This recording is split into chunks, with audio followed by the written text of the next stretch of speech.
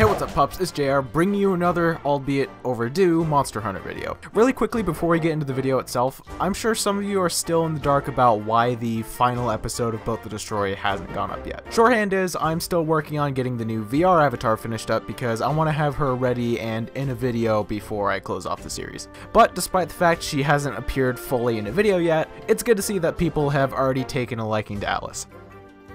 Anyway, I don't want to have a 5-minute long pre-video explanation about something completely unrelated, so let's get to it. Since the first Monster Hunter World video I posted, which was about 2 months ago, I've put in a probably unhealthy amount of time into this game. Thusly, I've fought a lot more monsters, used a lot more weapons, got a lot better, and most importantly, I fixed the fact my character got goofed up in the initial character creation and instead made her look good to the point I've started getting compliments about her in-game. Sorry, a few randoms said Toshka looked beautiful the other day, and that made me really happy. But irrelevant stuff aside, the actual important thing here is the fact that I've now fought every monster currently in Monster Hunter World, and it'll stay that way until fall of this year when Iceborne drops. So now that I'm almost at 450 hours in World, I think it's about time to take the monsters and put my favorites on blast in this video about my top 10 favorite monsters in Monster Hunter World. Side note beforehand, I know the difference between dragons and wyverns, so stick with me if I call a wyvern a dragon, okay?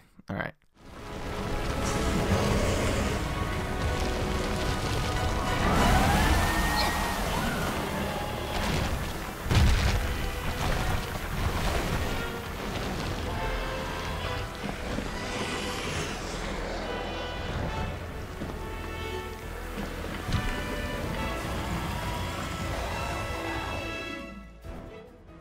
Kicking off the list at number 10 is everyone's favorite fleshy fashionista, the King of Carrion, the Emperor of Effluvia, the hellish fiend himself, Vaal Hazak. Vaal Hazak is an elder dragon that lurks in the deepest areas of the Rotten Vale.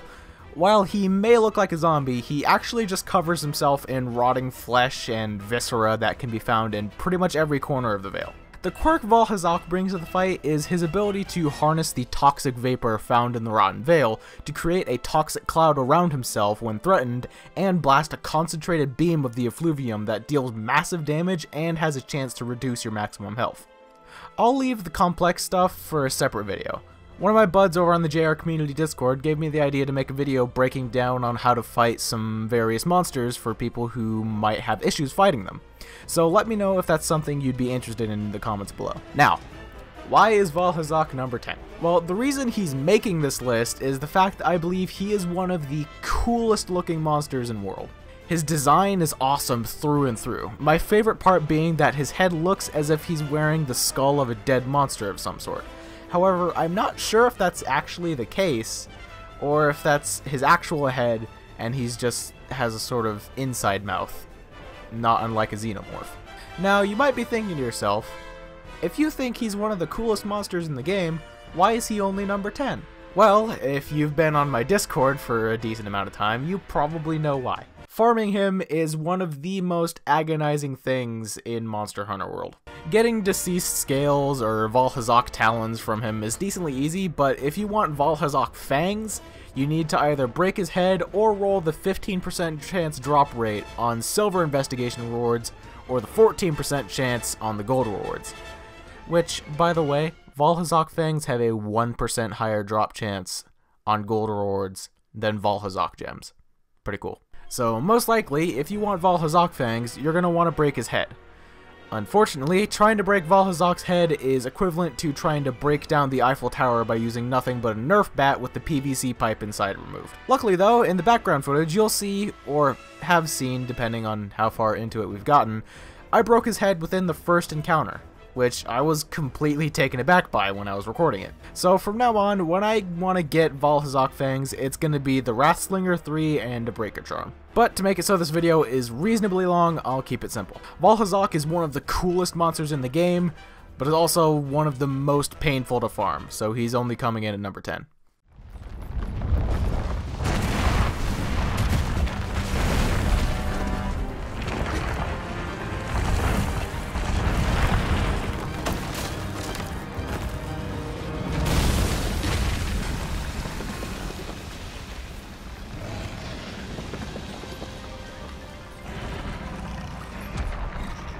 We're sticking in the Rotten Vale as the Radobaan rolls in at number 9. He may not have an explosive personality like his cousin the Uragaan, but rest assured he is substantially more enjoyable to fight. Aesthetically, I love the Radobaan, and funnily enough, he also covers himself in remains, much like our fleshy boy we just covered. But instead of rotting tissue, he armors himself with the bones of corpses that litter the Vale.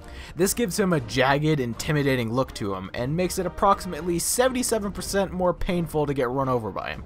While his whole deal is using bones to make him harder to damage, it's fairly easy to break his armor and get to the vulnerable lizard underneath. While he can be a bit of a handful with his ability to cause a strong tremor with his chin smash attack and put you to sleep with his weird gas hole spewing attack, I find this fight to be extremely enjoyable. When I first got assigned to take out a Radobaan, I was still a hardcore dual blades main, and due to all of the ramps and slopes around the areas you fight him in, it was very easy to capitalize on the dual blades demon flurry attack, which by itself is super fun. On top of these previous points, if you fully subjugate a Radobaan, namely an investigation, and capture it, you have an extremely high chance of getting a Wyvern gem. So if you ever need Wyvern gems, go ahead and say hi to our big bony boy at number 9.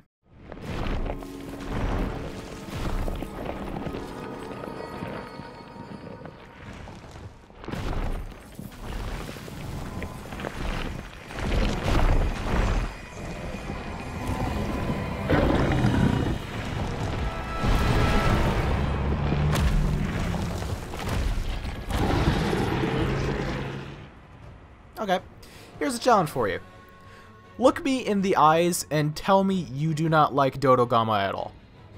Everyone I have spoken to who has played this game seems to unanimously agree that Dodogama is the cutest thing to have graced the New World.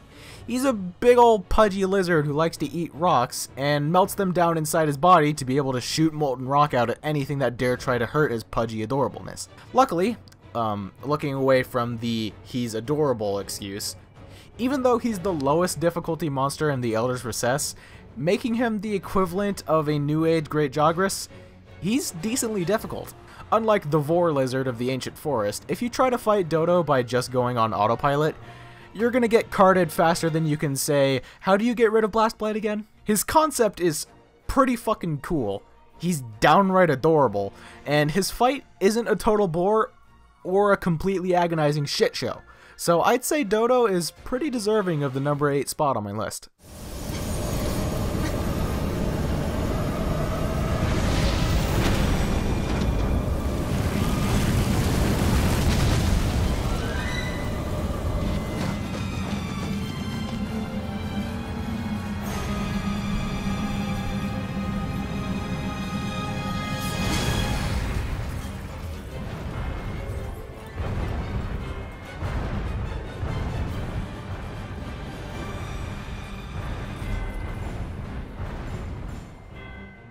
Let's be serious here for a second.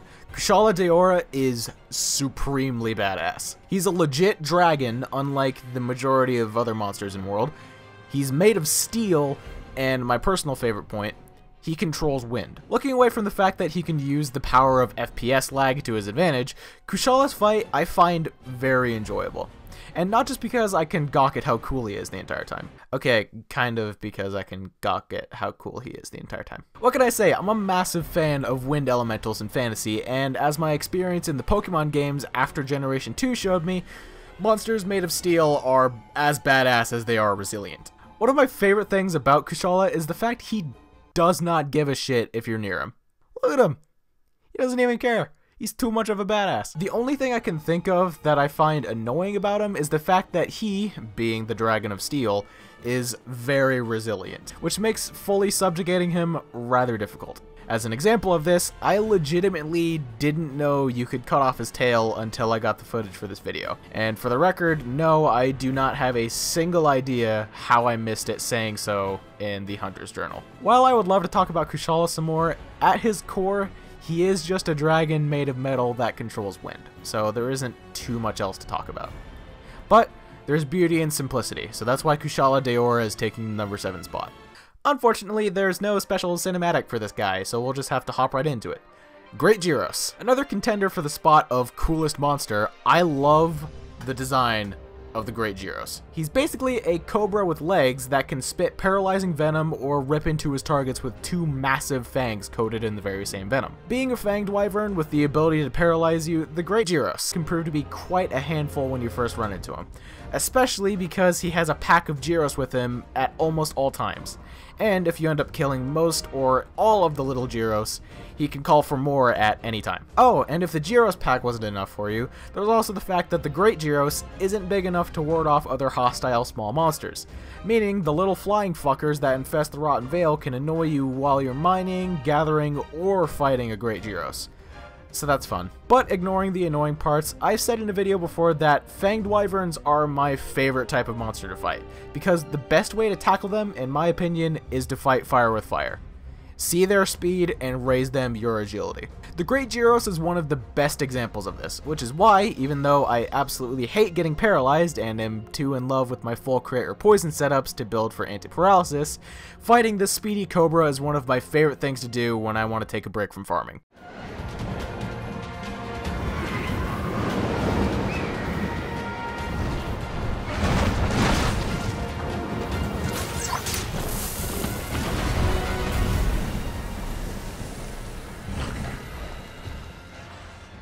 One surefire way to make me love a monster I previously only liked?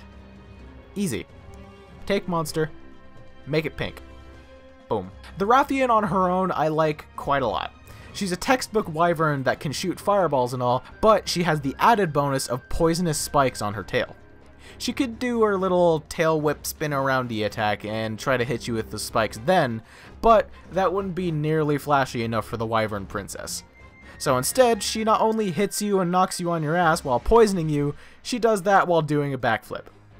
That's pretty fucking baller. So how do you make a fireball spitting, poison spike having wyvern just that much better? You make her pink and give her the ability to not only backflip attack you, but also able to do a crazy backflip barrel roll looking move. Rathians can get a 10, an 8, and a 5 from the judges, but pink Rathians get all 10s, including from the Russian judge. And she's gonna win the beauty contest as well. After all, pink is the superior color. Well, anyway, the reason I really like the Rathian and pink Rathian's poison is because, much like how lifesteal is my go-to in games like MOBAs and whatnot, poison is my go-to ailment in games that allow. So naturally, once I got over getting poisoned by Rathians, I really started liking them. Then I progressed enough in the story to find out that there was a subspecies of Rathian in-world that's pink, and I high-key fell in love. I just wish the Rathian armor sets were less bulky so I could love every aspect about them, but beggars can't be choosers. Oh, and can I make a request to you, Capcom, real quick? Or at least clever modders out there? Can we make the highest level Rathian longsword and bow pink because they use pink Rathian materials, please? This deeply upsets me. Thank you for listening.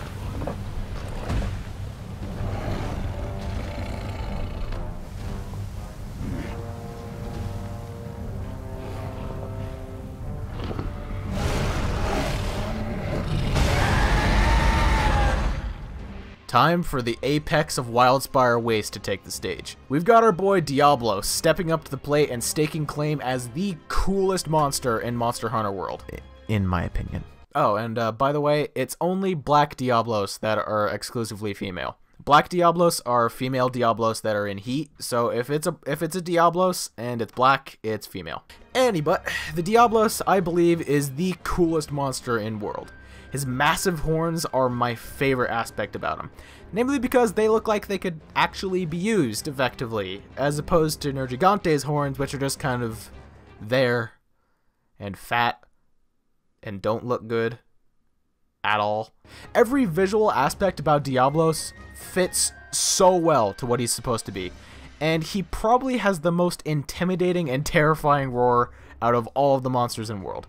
Most likely because it sounds like a combination of a roar and the screams of the damned.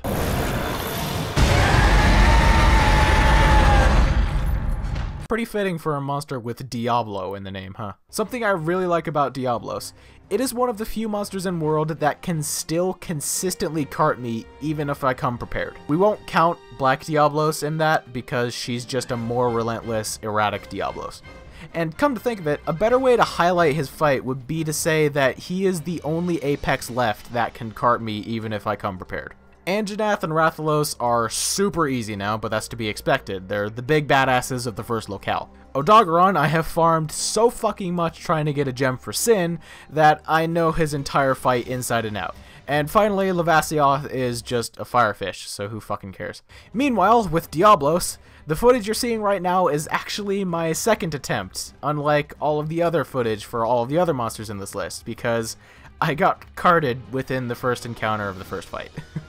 And I won't say I have a hard time with killing Diablos, which is what I assume you're all thinking right now. Diablos is just one of those monsters that will absolutely destroy you if you let your guard down. So you need to stay on your toes throughout the entire fight, which is exactly what an Apex monster should be. Not Levasioth. So while I think Diablos is the coolest monster in world, he still isn't my #1 favorite. Can we hear that roar one more time before we move on, though?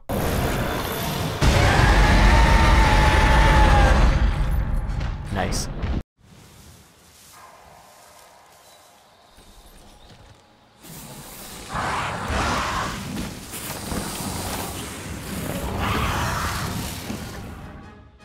While wind as an element is super cool, the one element I like better is electricity, or thunder, or whatever. The Tobi-Kadachi is yet another contender for coolest monster.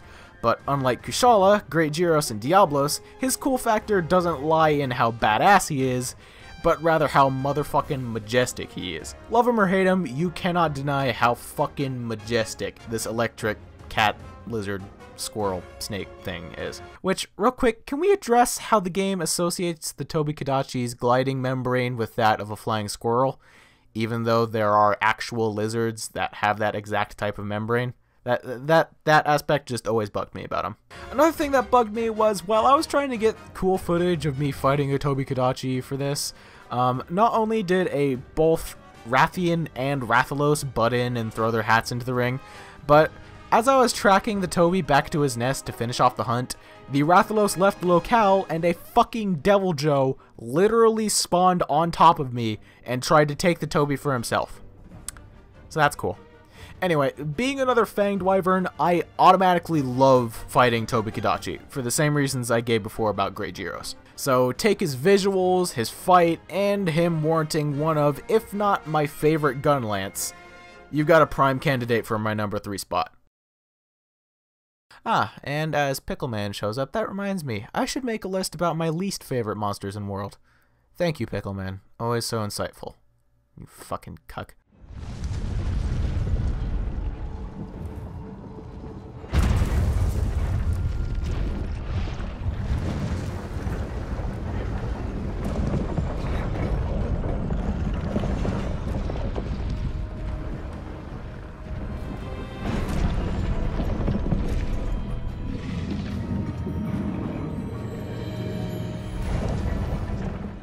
Ah, the golden goddess herself. If there's one monster more majestic than a Tobi-Kadachi, and there's two, one of them is definitely Kulve Taroth. Kulve Taroth, now that I've finally gotten around to fighting her, has very quickly become my second favorite monster in world, and third favorite monster overall.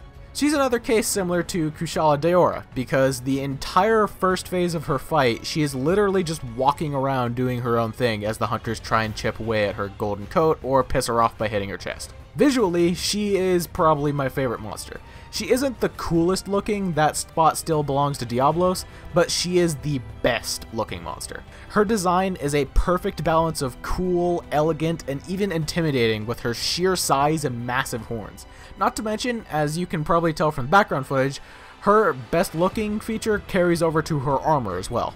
For a while, my favorite armor visually was either the female Odogaron Alpha or female Radobaan Beta sets, But once I finally got around to looking at the Kulve Taroth armors, they just absolutely destroyed the competition. The female Kulve Taroth armor is so fucking amazing, I will probably never switch off of it now. See, Behemoth, this is the kind of reward I expect from a raid boss, not fucking knockoff Daedric armor. Oh, and I wanted to get footage of me fighting her without her golden coat on, but every session I got into while recording always fucked up right before we got Goldie to her last stage. So enjoy these tasteful nudes of arch-tempered Kulve Taroth, courtesy of Boss Fight Database. Most people I've heard talk about the Kulve Taroth siege seem to agree that it's rather painstaking to do, and you're going to be doing it a lot if you want the weapon you're looking for. I'll have you one day, Taroth Dagger's Poison. But I've been farming Kulve Taroth quite a lot recently trying to get my dual blades that I want, and I am still enjoying it, even after getting tilted at my teammates for fucking it up repeatedly. This probably has something to do with the fact that I just love looking at Goldie, so I'm probably super 100% biased, but whatever. The important thing is I'm enjoying my time farming her. She looks beautiful when she has her coat on, and when you take it off, she still looks good, but now she looks much more powerful because you can see her actual body. She's just so fucking nice to look at. I love her. I could gawk about how pretty Goldie is all day, but unfortunately, we've got a video to close off, so there's one more monster we gotta go to. My #1 favorite monster in Monster Hunter World.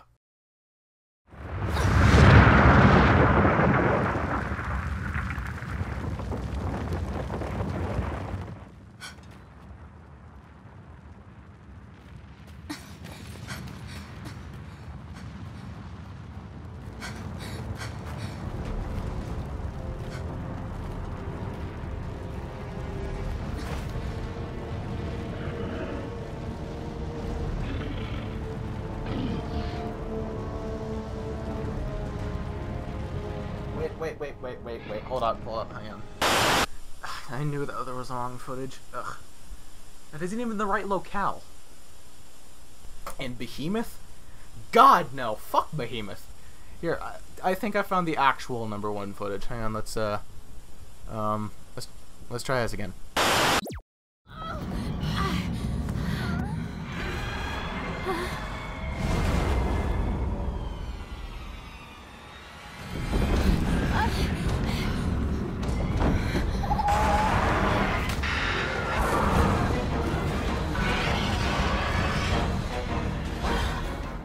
Yep, if you watched my first Monster Hunter World video or hang out in the Discord a lot, odds are you saw this one coming from a mile away.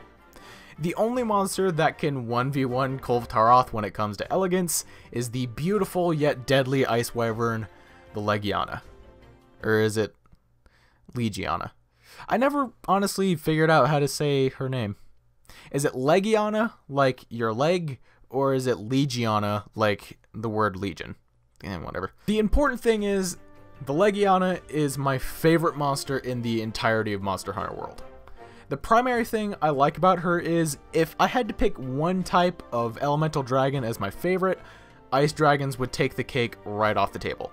So by extension, that means ice wyverns as well. If you couldn't tell from the last 3 spots on this list, when it comes to visuals, I prefer elegance over badassery. And if Capcom wanted to make Legiana elegant, they fucking nailed it.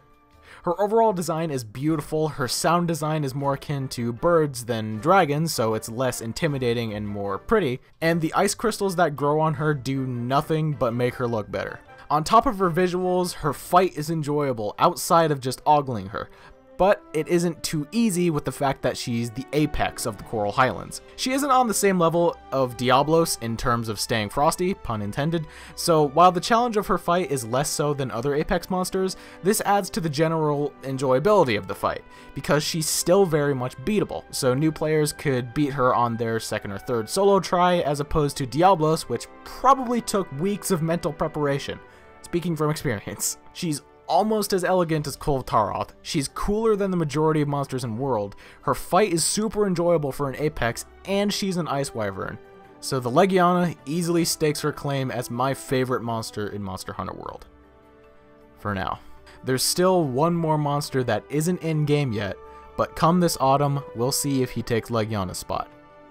But for now, I'm going to cut this video here. If you play Monster Hunter, or even just watch Monster Hunter videos, leave me a comment telling me your favorite monsters in World. If you enjoyed this video, consider dropping a like, and make sure to hit that subscribe button to become a pup if you haven't already. Also, if you want to support me and the channel, consider becoming a patron for as little as $1 a month, or even buy some merch. My name's JR, and I'll see you guys in the next one.